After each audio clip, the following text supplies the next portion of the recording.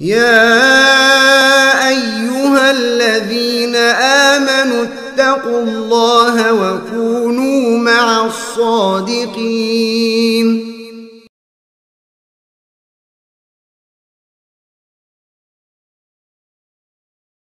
Tawassul yang disyariatkan. Yang pertama, at-tawassul bil iman. Boleh dan disyariatkan seseorang yang pertama bertawassul dengan iman. Misalnya ada orang yang tertimpa sakit lama gak sembuh-sembuh, terus dia berdoa di malam hari, ya Allah, aku beriman kepadamu, aku meyakini bahwa engkau adalah sesembahan yang hak, tiada sembahan yang hak selainmu ya Allah, aku beriman kepadamu, maka hilangkanlah penyakitku ini ya Allah. Berarti dia bertawassul dengan apa? Iman. Boleh apa tidak? Boleh. Mana dalilnya? Surat Ali Imran ayat 193. Allah Ta'ala berfirman, Rabbana innana sami'na munadiyan yunadi lil iman an aminu bi rabbikum fa amanna Rabbana faghfir lana dunubana wa kaffir anna sayyiatina wa tawaffana ma'al abrar. Wahai Tuhanku, sesungguhnya kami mendengar ada seorang yang menyeru, mengajak kami untuk beriman. An aminu bi rabbikum, berimanlah kalian kepada Tuhan kalian. Fa amanna, maka kami beriman kepadamu ya Allah. Kami iman kepadamu ya Allah. Faghfir lana dzunubana, maka ampunilah dosa-dosaku ya Allah. Wa kaffir 'anna sayyi'atina, dan hapuskanlah kesalahan-kesalahanku ya Allah. Wa tawaffana ma'al abrar, dan matikanlah aku bersama orang-orang yang baik ya Allah. Jadi di situ ada fa amanna, kami iman sama kamu ya Allah, maka ampuni dosaku. Jadi sebelum minta didahului dengan apa? At-tawassul bil iman. Boleh. Ini yang pertama. Yang nomor dua, boleh bertawassul bitauhidillah. Nomor dua, tawassul dengan tauhid.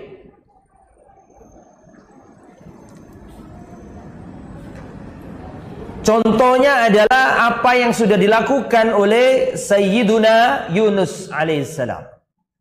Nabi Yunus tuh satu-satunya nabi yang pernah dicaplok ikan paus.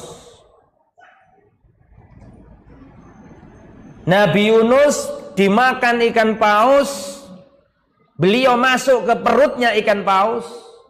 Perutnya ikan paus ada dalam ikan paus, dan ikan pausnya ada di kedalaman samudera yang sangat luas, yang sangat gelap. Coba antum bayangkan nih, antum ini ada orang di perut ikan paus, dan pausnya itu ada di kedalaman samudera. Siapa yang nolong orang yang seperti ini kalau bukan Allah? Makanya di Al-Quran diterangkan, fanada fiz zulumat, dan Nabi Yunus berdoa menyeru fiz zulumat, pakai bentuk jamak. Zulumat berarti kegelapan, berarti tumpuk-tumpuk kegelapannya itu. Antum nggak usah diperhatikan paus ini, disakan itu, terus lampu mati jam 12 malam. Kebetulan pas selambunya ditutup semua. Kira-kira bisa ngelihat enggak? Dan itu masih oksigen, masih lancar. Ini di dalam perut ikan paus, tidak ada cahaya sama sekali. Makanya lafaz yang dipakai Al-Quran di sini, wanada, di saat seperti itu, ketika Nabi Yunus sendirian, tidak ada yang bisa nolong dia. Fi dzulumat, di dalam kegelapan, benar-benar kegelap yang luar biasa. Di saat seperti itulah Nabi Yunus berdoa sama Allah, bertawassul dengan tauhid. Bagaimana bunyinya? Gimana doanya Nabi Yunus alaihissalam? La ilaha illa anta subhanaka inni kuntu minadh dhalimin. Beliau tahu gak ada yang bisa nolong beliau. Makanya beliau berdoa yang pertama kali dilafadzkan oleh beliau adalah La ilaha illa anta. Ya Allah, tidak ada yang berhak disembah kecuali Engkau. Seakan-akan Nabi Yunus mengatakan, ndak ono sing iso nolong aku ini kecuali Allah, ndak ada yang lain. Subhanaka, maha suci Engkau ya Allah. Apa yang menimpaku bukan karena Engkau zalim kepadaku, la, karena Engkau maha suci. Inni kuntu minadh dhalimin, ini terjadi karena kedzaliman diriku. Makanya para ulama dari doanya Nabi Yunus tadi, siapa yang bisa mengulangi doanya Nabi Yunus tadi? Tafadhal. Ya, itu dicantumkan dalam surat Al-Anbiya ayat 87, doanya Nabi Yunus. La ilaha illa anta subhanaka inni kuntu minadh dhalimin. Kata para ulama, siapapun yang kena musibah dan musibahnya ini dahsyat, ingat doanya Nabi Yunus. Dan dari doa Nabi Yunus ini bisa disimpulkan 3 sikap. Orang kalau kena musibah, bersikaplah seperti sikapnya Nabi Yunus. Dari doa tadi ada 3 sikap. Pertama, la ilaha illa anta. Berarti beliau mentauhidkan Allah, yakin bahwa tidak ada yang bisa menolong beliau kecuali Allah. Jadi orang kalau kena musibah itu dulu diyakini dalam hatimu, ndak ono sing iso nolong aku kecuali Allah. Itu yang pertama dilakukan Nabi Yunus.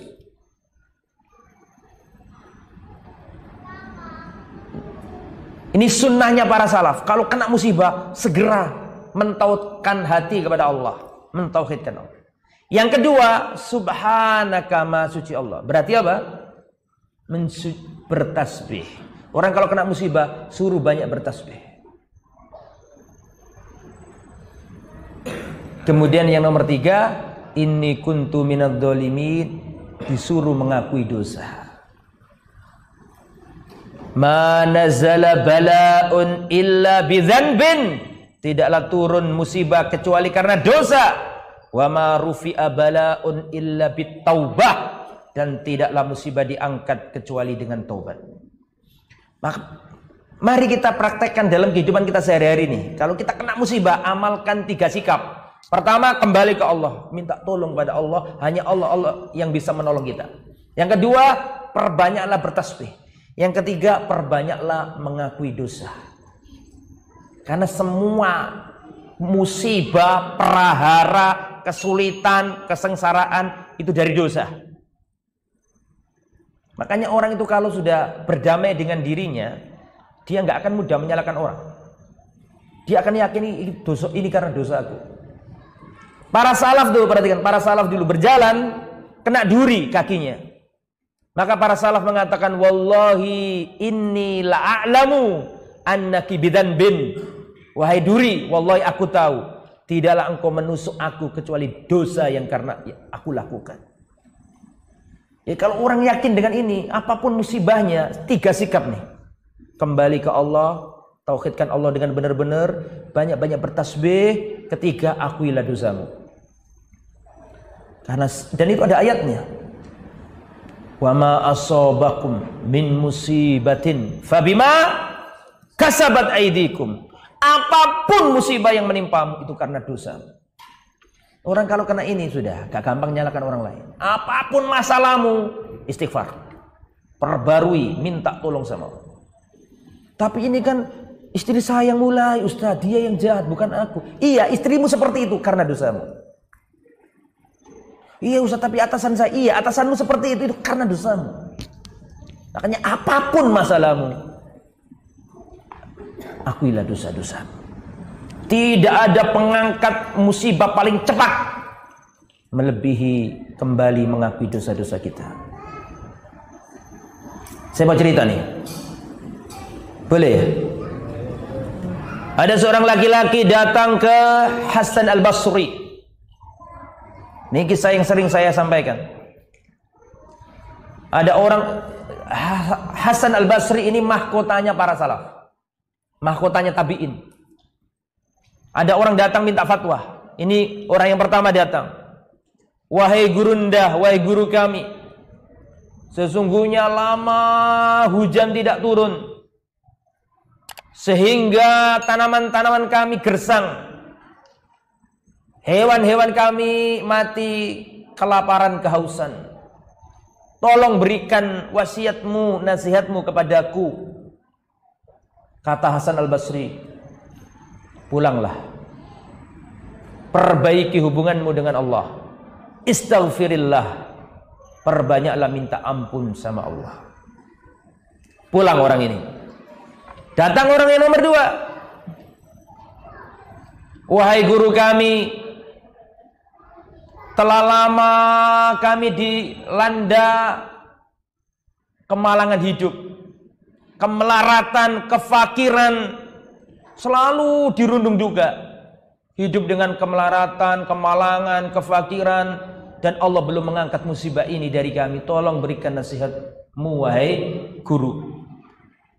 Kata Hasan Basri, pulanglah, perbaiki hubunganmu dengan Allah. Ada yang salah antara dirimu dengan Allah. Perbanyaklah istighfar, minta ampun sama Allah Subhanahu wa ta'ala. Pulang nih orang. Datang orang nomor tiga. Wahai guru, telah lama Allah telah memberi ujian kepada kami. Telah lama Allah belum menganugerahkan kepada kami anak keturunan. Padahal aku ingin masa tua kami ada anak yang merawat kami. Tapi Allah belum menganugerahkan anak kepada kami. Tolong berikan wasiatmu, berikan nasihatmu. Pulanglah, perbaiki dirimu, perbanyaklah istighfar, minta ampun sama Allah. Pulang.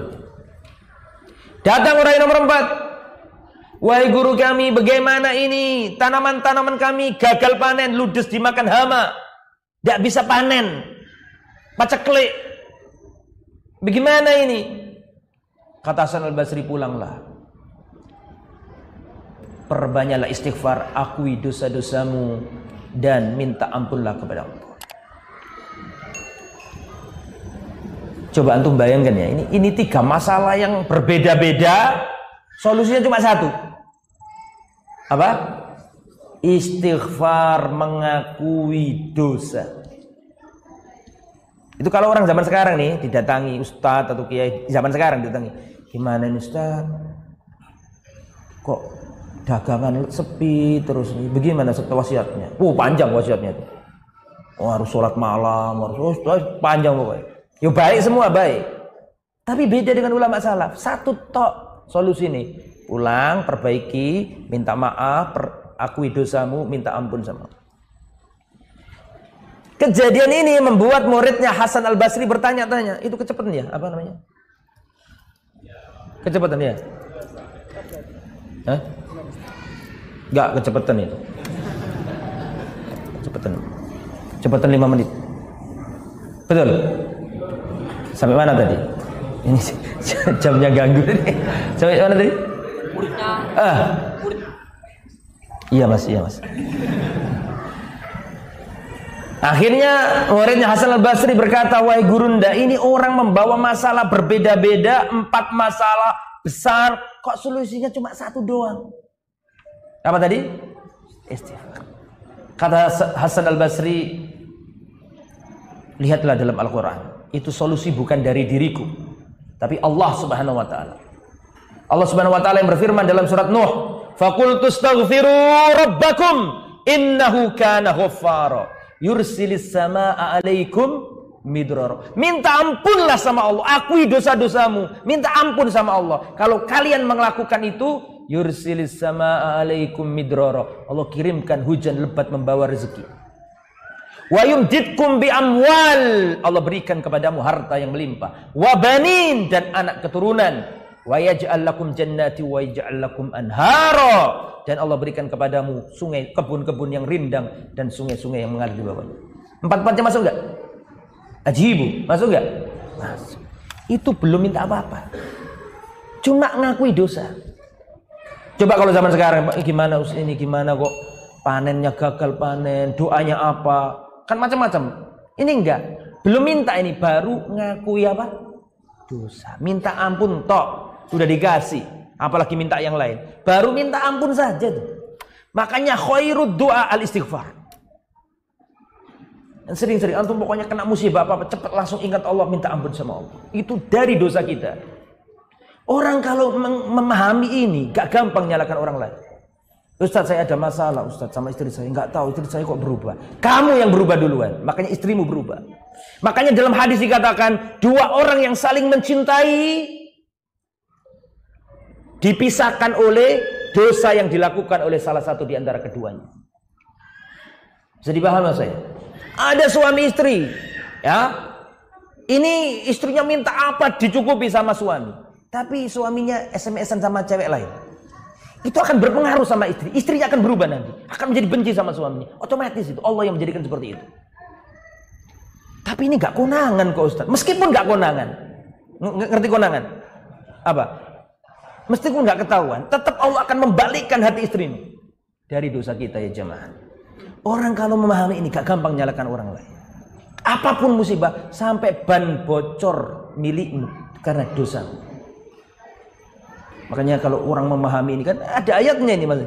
Wa ma asobakum min musibatin fabima kasabat aydikum. Kalau kita sudah kayak gini sudah enggak gampang nyalakan orang. Semua itu dari diri kita. Makanya antum ingat Rasulullah sallallahu alaihi wasallam ketika dilempari penduduk Taif, masih ingat kan? Berdarah-darah Rasulullah. Antum tahu doanya Nabi. Allahumma ashku ilaika du'fa hilati quwwati. Ya Allah, aku adukan kepadamu lemahnya diriku. Tidak ada Rasulullah mencela penduduk Taif.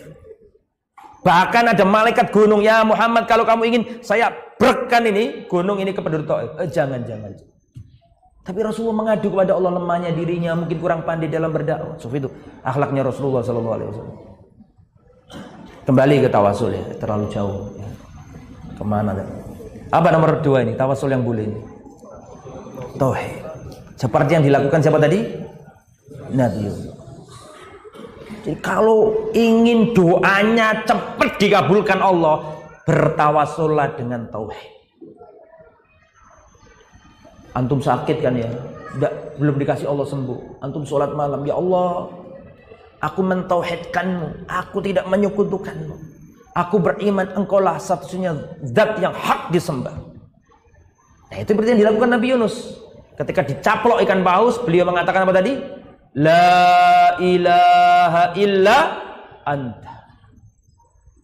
Berarti tauhid. Subhanaka berarti bertasbih. Inni kuntu minadz dzalimin berarti mengakui dosa. Yang nomor 3. Tawassul yang boleh yang nomor 3 adalah at-tawassul bi asma'illah. At-tawassul bi asma'illah. Bertawassul dengan nama-nama Allah yang indah. Surat Al-A'raf 180. Walillahil asma'ul husna fad'uuhu biha. Kepunyaan Allah asma'ul husna, nama-nama yang terindah. Fad'uuhu, berdoalah kepada Allah biha, dengan nama-nama yang indah tersebut. Nah, kalau antum berdoa ingin tawasul monggo, tapi tawasul yang dibolehkan. Yang nomor 3 tawasul yang dibolehkan adalah tawasul dengan asmaul husna, nama-nama Allah yang indah. Antum pengen rezeki, Allah punya nama bahwa Allah adalah zat yang maha memberi rezeki. Apa? Ar-Razzaq. Allahumma ya Razzaq, Allahumma ya antar Razzaq urzuqna. Wahai zat yang maha Ar-Razzaq, zat yang maha memberi rezeki, berikan rezekimu kepada. Itu caranya. Apalagi minta apa? Minta kasih sayang. Allah punya nama yang artinya maha pengasih, maha penyayang. Allahumma ya Rahman, ya Rahim, irhamna. Wahai Allah, zat yang maha Ar-Rahman, pengasih lagi maha penyayang, berikan kasih sayangmu kepadaku. Nah, minta apa lagi? minta. Durung dibojo soalnya dia belum punya istri. Apakah bisa Ustaz minta istri pakai Asmaul Husna? Bisa. Allahumma ya Razzaq, urzuqna zaujatan salihatan ghaniyatan mutadayyinatan jamilatan tasurun nadhiri. Ya boleh kan berdoa, aku enggak boleh. Boleh. Minta apa? Minta apa lagi? Minta diampuni dosa. Allah punya nama yang artinya zat yang maha mengampuni. Allahumma ya Ghafur, ighfirli dunubi ya Rabbi. Wahai ya Ghafur, zat yang maha mengampuni dosa, ampuni dosa-dosaku. Apalagi minta apa aja? Tinggal ngomong aja. Nah, masalahnya antum kenal sama Allah apa enggak? Allah, antum sakit keras, pengen sembuh. Pengen sembuh. Allah punya nama yang artinya zat yang maha menyembuhkan. Apa? Pak, Allah punya nama Pak yang artinya zat yang maha menyembuhkan. Apa itu nama Allah? As-Syifa, nama rumah sakit dan nama herbal. Bukan nama Allah Subhanahu wa taala. Kok sering gitu ya saya tanya ke jamaah. Allah punya nama yang artinya zat yang maha menyembuhkan. Apa? As-Syifa. Itu nama herbal dan nama rumah sakit. Allah enggak punya nama As-Syifa. Asy-Syafi. Allahumma ya Syafi, la shifaa illa shifauka, shifaan la yughadiru saqam. Anta Syafi. Engkau lah zat yang maha menyembuhkan. Tidak ada kesembuhan kecuali kesembuhanmu ya Allah. Isfini, sembuhkanlah penyakitku. Minta apa lagi? Minta kuat. Kuat apanya Ustaz? Terserah, yang penting kuat. Allahumma ya Qawi, Al-Matin, Al-Aziz. Allah yang maha kuat, yang maha perkasa, berikan keperkasaanmu dan kekuatanmu kepada. Boleh, lengkap. Cuma masalahnya kita kenal Allah enggak, makanya hafalkan. Nah itu ya. Sudah paham ya? Nomor berapa itu? 3. Dengan apa? Asmaul Husna. Caranya seperti itu. Jangan dibuat wiridan. Misalnya minta kaya. Allah punya nama punya nama yang artinya maha kaya. Apa? Al-Ghani. Allahumma antal ghani aghnina. Wahai zat yang maha kaya raya, berikan kepadaku harta. Boleh, gak apa-apa. Cuman pengen suge, pengen kaya, Allah punya nama artinya zat maha kaya Al-Ghani, terus dibuat wiridan. Ya Ghani. 4.444 kali. Atau suruh baca itu 20 kali gak ambekan. Gak nafal. Lah enggak boleh. Ya fad'uhu, mintalah kepada Allah, sebutlah Allah, berdoalah kepada Allah biha dengan nama-nama itu. Oke, itu nomor berapa itu? 3. Dalilnya surat Al-A'raf 180. Kalau yang nomor 2 tadi dengan tauhid, dalilnya surat Al-Anbiya 87. Kalau yang pertama dengan iman, dalilnya surat Ali Imran 193. Tulis semua itu dalil-dalilnya. Yang nomor 4, at-tawassul bi sifatillah. Tawassul dengan sifatnya Allah. Hal araftumul farq bainal asma' was sifat? Undur ilayya. Al-izza sifah, al-aziz isim, ar-rahman isim, ar-rahmah sifah. Paham? Al-aziz isim, al-izza sifah. Repot enggak ngerti bahasa Arab penjelasan ini. Ya. Sifat Allah, Allahumma biizzatika. Ya Allah dengan keperkasaanmu. Unsurna. Ya Allah dengan rahmatmu. Ya Allah dengan apa lagi? Nah, boleh itu dengan apa? Dengan sifat. Ya Allah dengan apa lagi? Allahumma biizzatika, Allahumma bi rahmatika, Allahumma bi apalagi? Bi quwwatika, bi qudratika, ada boleh. Itu namanya tawasul dengan apa tadi? Sifat. Yang nomor 5, at-tawassul bil a'malis shalihah. Bertawasul dengan amal soleh. Bertawasul dengan apa? Amal soleh. Ini seperti kisah 3 orang yang masuk gua yang sudah sering diceritakan guru-guru kita. Masih ingat nggak? Kisah 3 orang kena hujan, masuk gua, terus terjebak. Ada batu yang turun dan menutup pintu gua. 3 orang ini gak bisa keluar. Terus salah satu di antara mereka berkata, kita harus berdoa kepada Allah dengan ikhlas, bertawasul dengan amal soleh yang sudah kita lakukan. Singkat kata 3 poin, ini panjang hadisnya ya. Yang pertama, bertawasul dengan apa? Intinya ada 3 orang ya. Salah satunya yang pertama, bertawasul dengan apa? Birrul walidain, berbakti kepada orang tua. Nggak mau ngelancangi orang tua makan sampai anaknya, istrinya nangis dulu, ya, lapar, ingin minum susu tapi nggak dikasih sampai mamanya bangun dulu. Intinya berbakti sama orang tua. Ya Allah, dulu aku melakukan itu karenamu ya Allah, berbakti kepada orang tua, aku ingin berbakti kepada ibuku. Kalau dulu itu aku lakukan ya Allah karena ikhlas karenamu, maka tolonglah aku ya Allah. Pintunya geser tapi nggak bisa. Saya lupa mana ta'khir wa takdim ya, tapi ini intinya 3 lah. Yang nomor 2 apa? Nomor 2 adalah seorang yang memiliki sepupu.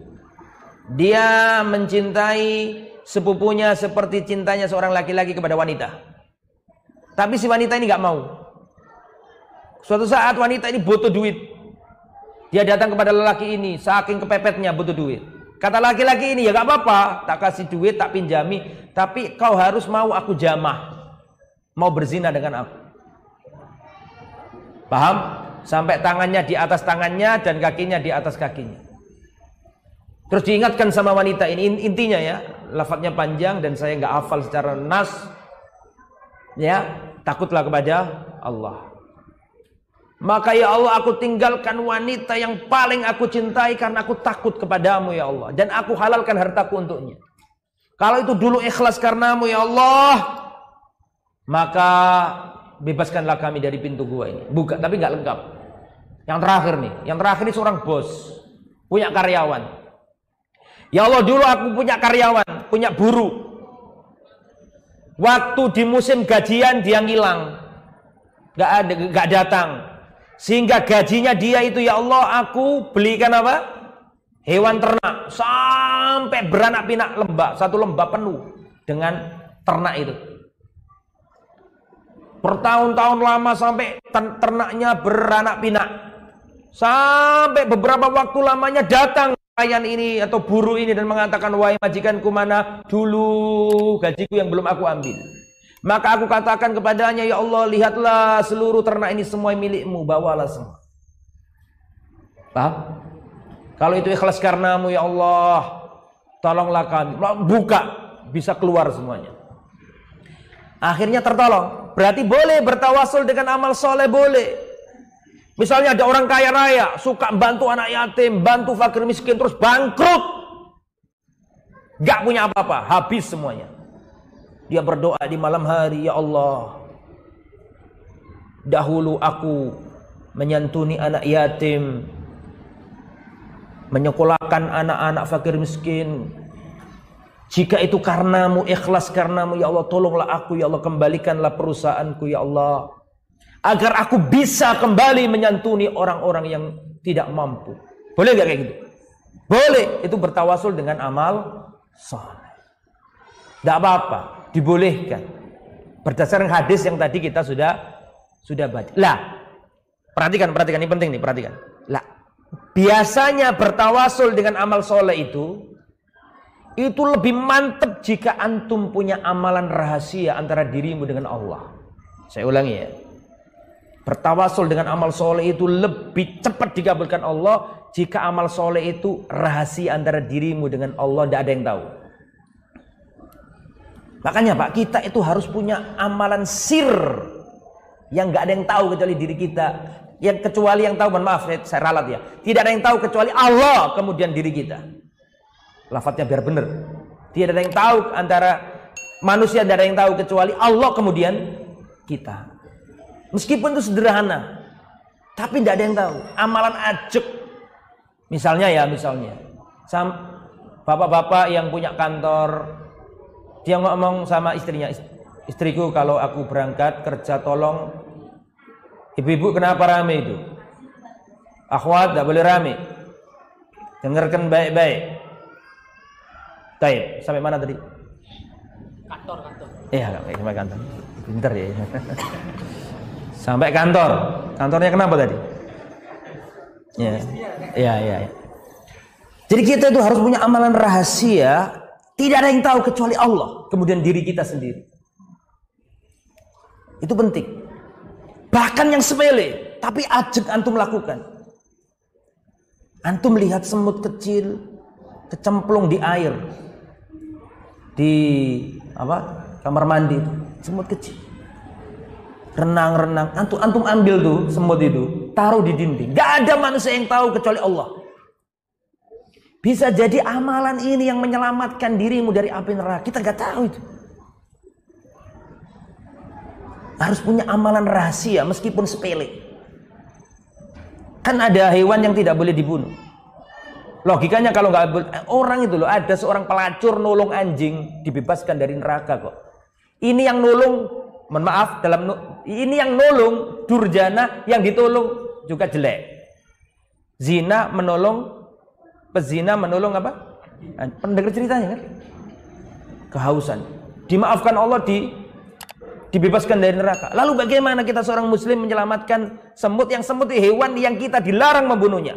Nah Rasulullah SAW an qatlin namla wan nahla wa hudhud was surat. Alaysa kadzalik? Ada 4 hewan yang kita haram membunuhnya. Namla, semut.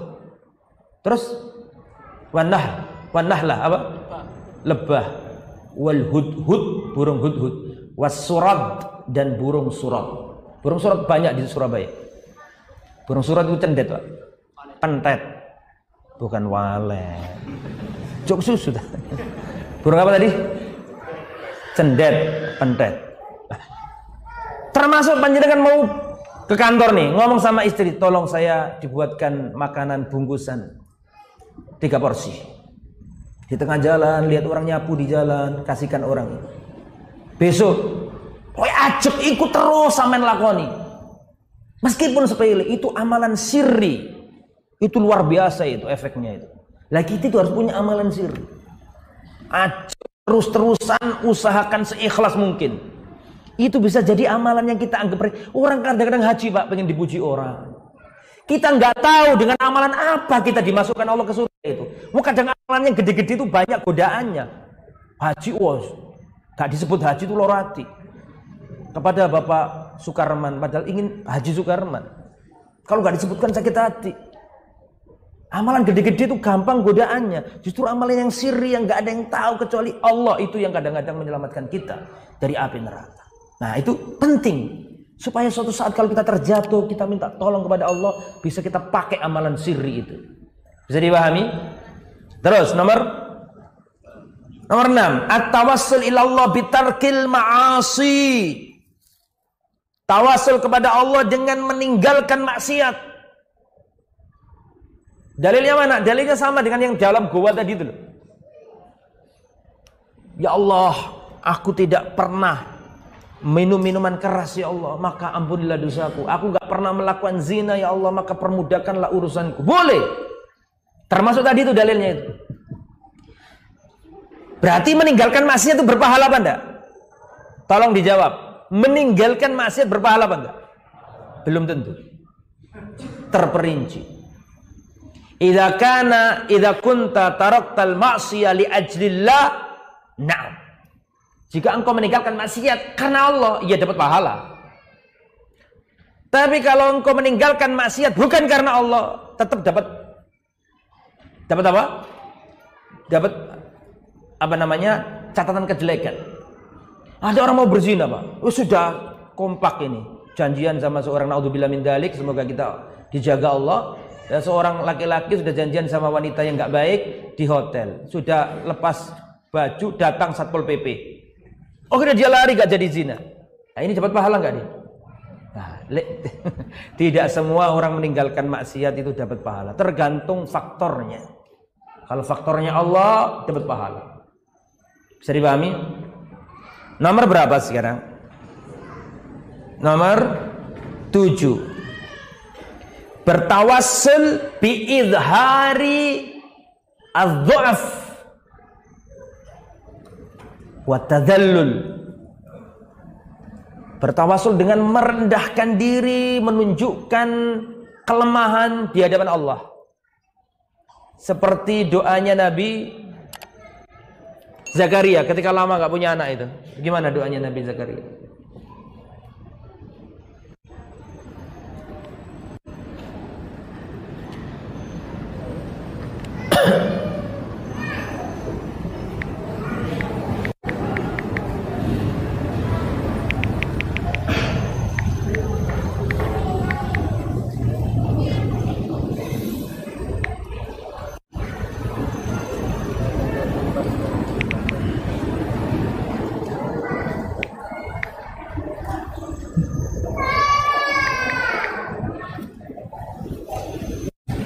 Qala rabbi inni wahanal 'azmu minni washta'ala ar-ra'su syaibah.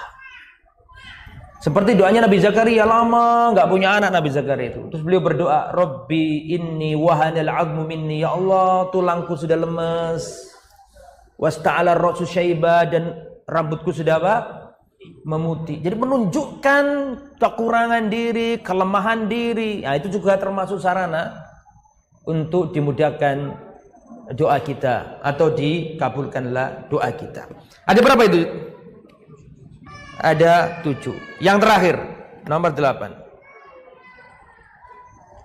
At-tawassul bi yang kira-kira yang sudah antum ketahui yang belum saya sebutkan apa? Orang soleh. Bertawassul dengan apa? Orang soleh. Bertawassul dengan Orang soleh. Bertawassul dengan orang soleh tidak boleh. Ketua ada. Yang masih hidup. Yang masih hidup. Berdoa dengan orang soleh, bertawassul dengan doanya orang soleh yang masih hidup. Bertawassul dengan doanya orang soleh. Seperti yang dilakukan oleh para sahabat datang ke Nabi, ya Rasulullah, tolong doakan aku begini begitu, boleh. Bertawassul dengan doanya orang soleh, bukan dengan orangnya, bukan dengan zatnya, tapi dengan doanya. Makanya perhatikan, Rasulullah SAW ketika masih hidup terjadi kemarau yang panjang, Rasulullah mimpin sholat istisqa, berdoa turun hujan, betul? Setelah itu di zaman Abu Bakar, di zaman Umar bin Khattab terjadi ayyamur rimada, terjadi kemarau panjang, paceklik, hujan tidak turun. Saking pacekliknya sampai kalau ada orang mencuri, Umar nggak berani potong tangan, karena ada subhat di situ. Paham? Bisa dipahami ya? Karena orang nggak ada makanan, mungkin nyuri, mungkin untuk makan gitu loh. Makanya nggak berani Umar bin Khattab memotong tangannya pencuri di masa itu. Saking pacekliknya, saking lamanya hujan nggak turun. Kemudian Umar bin Khattab ini dalil bahwa tawassul bukan dengan orang yang sudah wafat kuburannya, enggak. Seandainya itu otomatis Umar datang ke kuburannya Nabi, iya kan? Ya Rasulullah, tolong sampaikan kepada Allah agar turun hujan, kan enggak gitu. Tapi apa yang dilakukan Umar bin Khattab? Yang dilakukan Umar bin Khattab adalah mendatangi pamannya Rasulullah. Siapa namanya? Abbas. Ya, dulu ketika Rasulullah masih hidup, kami bertawassul dengan Nabi. Maksudnya bertawassul dengan Nabi, dengan apanya Nabi? Dengan doa, dibuktikan dengan Rasulullah memimpin sholat istisqa. Dan sekarang Rasulullah sudah wafat, maka kami bertawassul dengan pamannya Rasulullah. Lah, kata-kata Umar ini sering dipahami oleh orang. Bertawassul dengan pamannya Nabi, dikira bertawassul dengan zatnya, bukan. Dengan apanya? Dengan doa, karena prakteknya adalah Umar memerintahkan Abbas untuk atau meminta tolong Abbas untuk memimpin sholat istisqa. Akhirnya Abbas memimpin sholat istisqa. Allahumma sqina huithan muhitha. Ya Allah turunkan hujan, langsung turun hujan lebat. Dengan doanya. Doanya siapa? Abbas paman Rasulullah SAW.